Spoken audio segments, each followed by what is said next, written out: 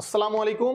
আমরা ইন্টিগ্রেশনের আর একটি সুপার শর্টকাট দেখব। এবার দেখো, বলা হচ্ছে integration lower limit A upper limit হচ্ছে B function of X divided by function of X plus আমাদের লোয়ার লিমিট আপার লিমিট যা থাকবে সেইটা সামেশন মাইনাস এক্স। এইরকম ফর্মুলা যদি থাকে আমরা ডিরেক্ট লিখতে পারবো হাফ এ মাইনাস বি। তো দেখো এই প্রবলেমটা এখানে বলা হচ্ছে 0 to π/2 root over tan x by root over tan x plus cot x। এখন দেখো এইটাকে যদি আমি ফাংশন অফ এক্স হিসাবে আমি ট্যানটাকে কনসিডার করি, এটাকে যদি ফাংশন অফ এক্স কনসিডার করি তাহলে এটা কত হচ্ছে আমাদের ফাংশন অফ 90 মাইনাস এক্স, তাহলে cot x।